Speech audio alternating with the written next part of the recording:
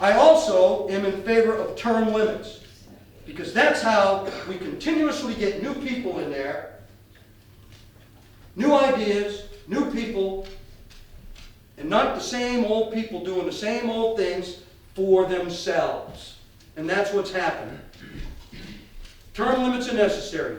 12 years is enough. I believe in term limits for Gene Shaheen. Right? I do. I will not build a political machine. I will do these kind of meetings regularly when I am your senator, if I get that honor bestowed upon me by you. We will do house parties during my term, not just because we do them when we get elected and want to pull money out of your pocket for elections.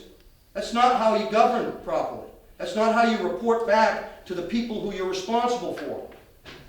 You have to consistently talk, and you have to get their ideas, and you have to be able to change your mind. And you can't be so hard-headed about stuff that you can't see the other side of the argument. But term limits is key to this, because the more a politician stays in their job, it's a business of diminishing returns for you. And we see it. We've got to stop that. And I believe in stopping that. Community-based approach. You are the answer to our problems, not Washington, D.C. We need legislation that deregulates. We need programs that come down to the community. We need to put the communities in charge. And the only thing Washington, D.C. needs to be concerned about is the return on investment that we get. Are we getting the return on investment for the opioid crisis, for violence in our communities, for mental health in our communities, for suicide in our communities, right? All these things that are a huge problem right now that are hurting our communities because Washington, D.C. wants to control it from above. And it doesn't work that way. We have to push it down. And then all we have to do is our job. And that is ensure that the money that we're given has a return on investment. I had a $250 million budget as Special Operations Commander in Africa. Right? $250 million. Right? If I spent one penny of that wrong, I'd lose my job. I'd be sent packing. Right? That's how serious I am about our money. Your money. There's no room for error. In Congress, $250 million is a rounding error for a mistake they make. It was my entire budget to run operations in 28 countries in Africa. Okay? Can't waste money any longer. We can't do it. We cannot do it. All right. Servant leadership, personal responsibility, and respect. That's what you get out of me. Servant leadership. I serve you. I will be held accountable. I will make myself accountable. I will admit my mistakes. I have a track record for doing it. Right? I do. I will admit my mistakes, and I won't make the same mistake twice, and I will move forward to correct it. And I won't focus on re-election because that's your business. You think I did a good job, you'll re-elect me for a second term, and then I leave at 12. Somebody else comes in. It's a great system in the military where we replace commanders at 2 years. I think we should stay 4, but that's only because I love command and I didn't want to leave at 2. But anyways, we do that in order to get new ideas and new people in there so we can move the unit forward, right? Because not everybody is the same. Not everybody thinks the same. But if we get the same old people doing the same old things, and we vote the same old people doing the same old things, and we get the same result, and the result is bad, then that's kind of insane, right? It's the definition of insanity, and that's what's going on right now. Gotta stop it. Gotta stop it. All right? I fought for our country. I will fight for doing it. Nobody can argue with that line. It's proven. Right? I got money in the bank there. Right? I will fight for it. I will. I promise.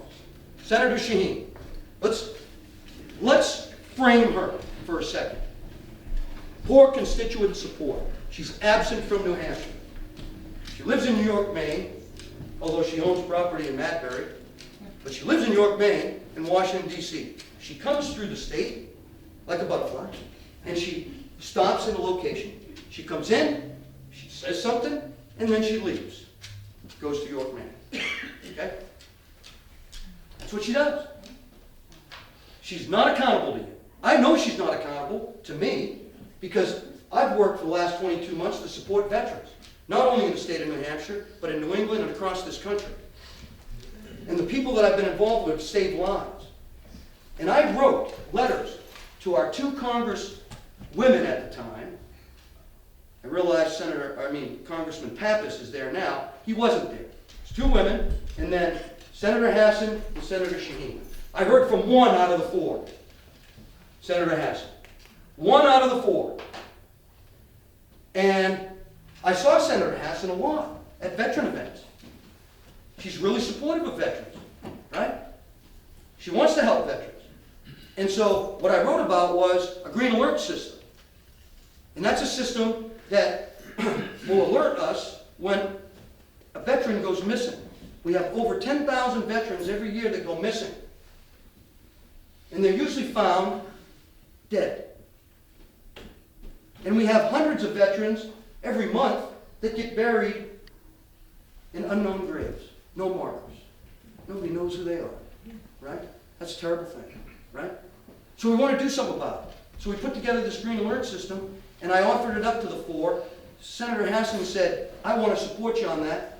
So her chief of staff and her team worked with me, got the legislation written, got Joni Ernst, a Republican from Iowa, to co-sponsor it, right? Because there were no other Republicans around New Hampshire to help her, right?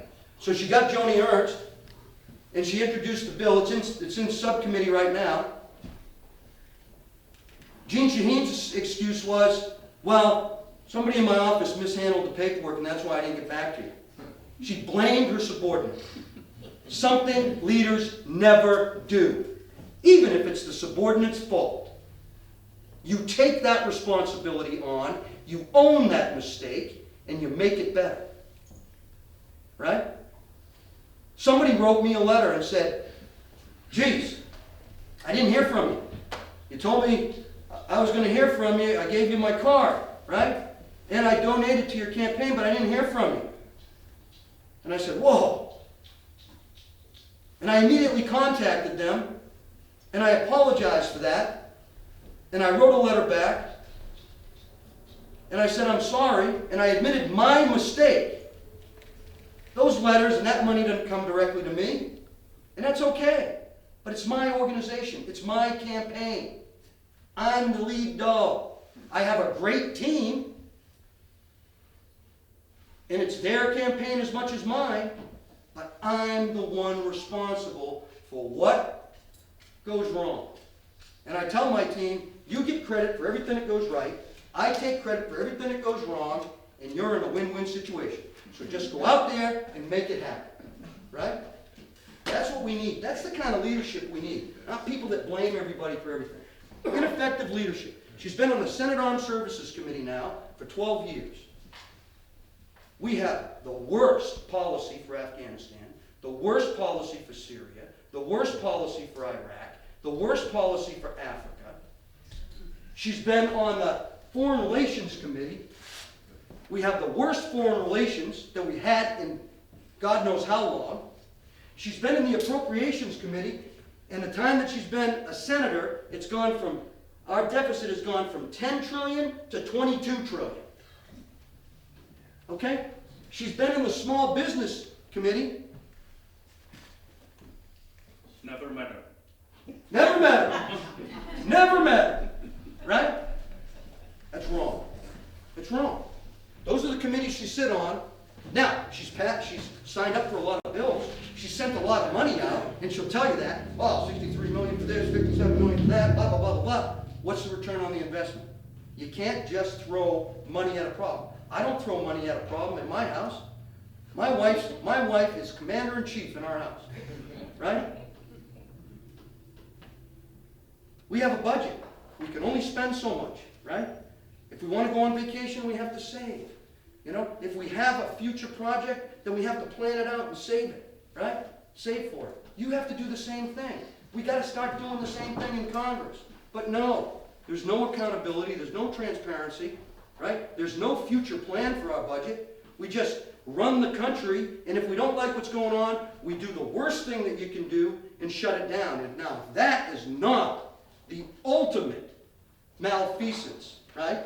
Shutting down the country, closing the government because you can't do your job. Wow. Wow.